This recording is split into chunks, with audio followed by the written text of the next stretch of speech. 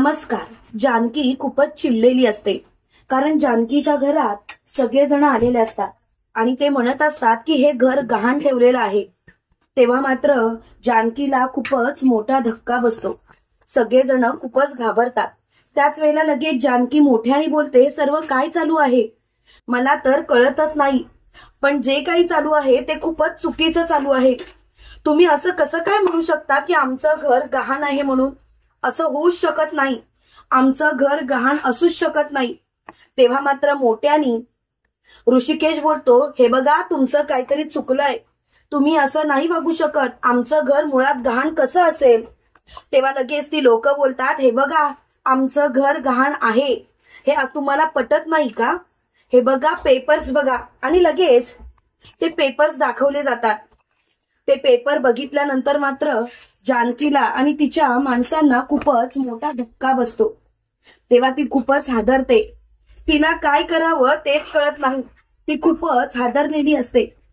जानकी मोठ्याने बोलते, हे सर्व काय चालू आहे ऋषिकेश?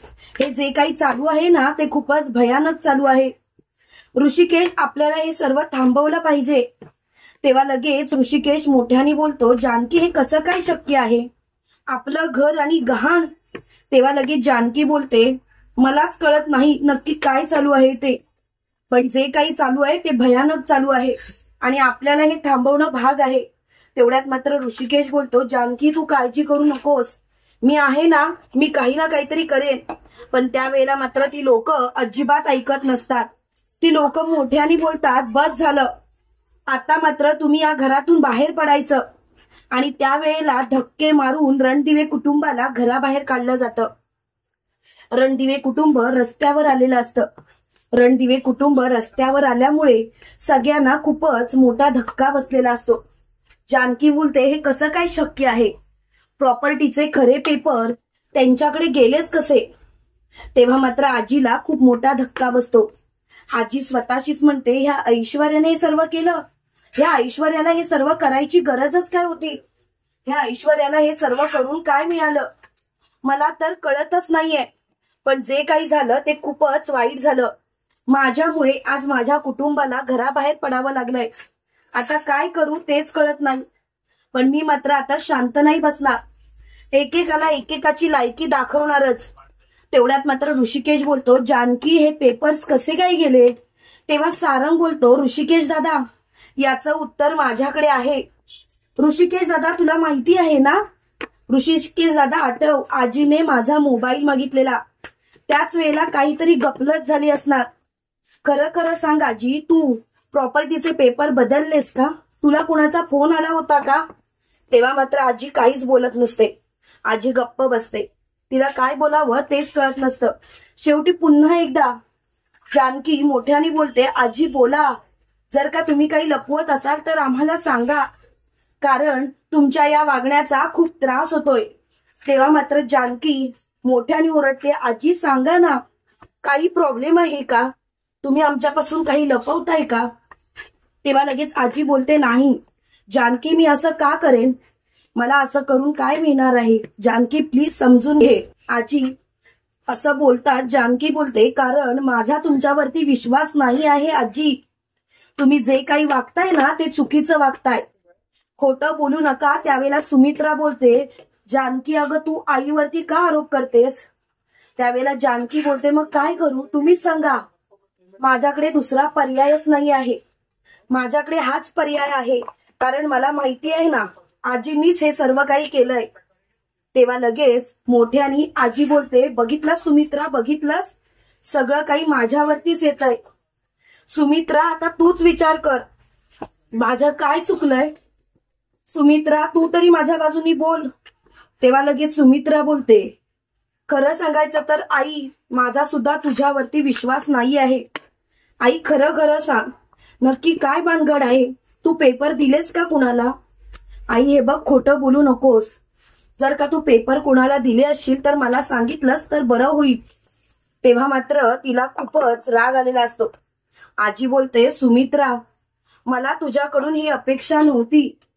सुमित्रा तू असं कसं काय बोलू शकतेस? तेव्हा लगेच सुमित्रा बोलते, मी खरं तेच सांगते, माझं ऐकून घ्या प्लीज.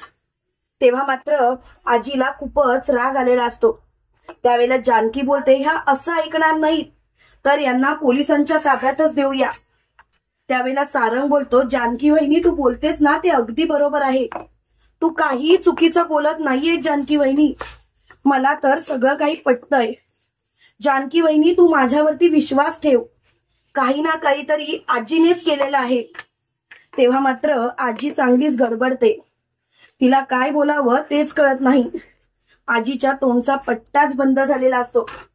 जेव्हा पोलिसांचं नाव जानकी काढते तेव्हा मात्र आजी हादरते आणि त्याच वेळेला आजी बोलते, जानकी जानकी मला माफ कर. जानकी हे सर्व माझ्यामुळेच झालं. अगं त्या बावळट मुलीने मला फसवलं.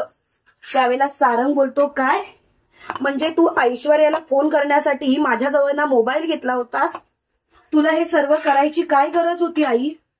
का तू असं केलंस? त्यावेळेला लगेच सुमित्रा बोलते, आई खरंच मला तुझ्या या वागण्याचा ना खूप त्रास व्हायला लागलाय. तुला असं वागून काय मिळतं काय? तेव्हा लगेच मोठ्याने आजी बोलते, माझं चुकलं ते मला कळतंय, पण प्लीज समजून घ्या. असं नका वागू. तुम्ही जर का मला समजून घेतलं तर बरं होईल. माझी काहीही चूक नाहीये. मी ऐश्वर्याच्या बोलण्यात आले हीच माझी खरी चूक. पण यापुढे मी असं वागणार नाही. प्लीज तुम्ही माझ्यावरती विश्वास ठेवा. तेव्हा मात्र सुमित्रा बोलते, विश्वास आणि तुझ्यावरती? तुझ्यासारख्या बाईवरती तर आम्ही कधीच विश्वास ठेवू शकत नाही. आणि आई तू आता जे काही केलंयस ना त्यासाठी मी तुला कधीच माफ करणार नाही. कधीच म्हणजे कधीच नाही. तू तुझं आता तोंड बंद ठेव आणि परत कधीच माझ्या समोर तुझं तोंड दाखवू नकोस. तेव्हा लगेच जानकी बोलते, आजी तुमच्या या अशा वागण्यापायी काय झालंय माहिती आहे? जरा विचार करा. तुमचं हे वागणं किती महागात पडलंय. तुम्हाला कळत नाहीये, पण एक गोष्ट मात्र लक्षात ठेवा. तुमच्या या वागण्यापायी नको ते घडलंय आणि यासाठी मी तुम्हाला कधीच माफ करणार नाही. आता तुम्ही जे काही केलंय ना त्याची शिक्षा मात्र तुम्हाला मिळणारच. तुमच्यामुळे आम्हाला घरातून बाहेर पडावं लागलंय. माझं घर पूर्ण रस्त्यावर आलंय आणि आता मात्र मी तुम्हाला माफ करणार नाही. तेव्हा मात्र आजी बोलते, जानकी जानकी मला माफ कर. जानकी माझं चुकलं. त्यावेळेला जानकी बोलते, नाही हा, मी तुम्हाला माफ वगैरे काही करणार नाही आणि माफ करण्याचा प्रश्नच इथे उद्भवत नाहीये. तुमच्यासारख्या बाईचं तर मला तोंडच पाहायचं नाही. आज तुमच्यामुळे माझ्या कुटुंबावर ही वेळ आलीये. मी कसं विसरेन? मी विसरूच शकत नाही. आता मात्र तुम्ही इथून कायमच्या निघून जा. कारण आमच्या पायी उगाच तुमची हे व्हायला नको ना. त्यावेळेला लगेच आजी बोलते, अगं जानकी मी काही एवढी वाईट नाहीये की माझं कुटुंब रस्त्यावर असताना त्यांची साथ सोडून जाईल. तेव्हा लगेच जानकी बोलते, तुम्ही आणि आम्हाला कुटुंब मानता? खरं सांगायचं तर तुमच्याकडून ही अपेक्षाच नाहीये आणि मला तर आता तुमच्याशी बोलायची इच्छाच नाही राहिली. एक नंबरच्या खोटारड्या निघालात तुम्ही. तुमचं तोंड घ्या आणि इथनं कायमच्या निघून जा. तेव्हा मात्र आजीला खूपच वाईट वाटतं. त्याच वेळेला आजी जानकीला बोलते, जानकी खरंच सांगते माझं चुकलं. मी असं वागायला नको होतं.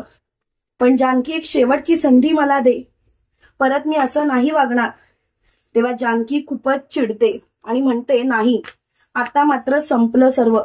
तुम्हाला काय वाटतं मित्रांनो, खरोखर जानकीने या म्हातारीला माफ करण्यापेक्षा त्या नालायक ऐश्वर्याकडे पाठवलं पाहिजे का? कमेंट करून नक्की कळवा आणि असेच मालिकेंचे नवनवीन अपडेट पाहण्यासाठी व्हिडिओला लाईक आणि चॅनलला सबस्क्राईब करायला विसरू नका. थँक्यू.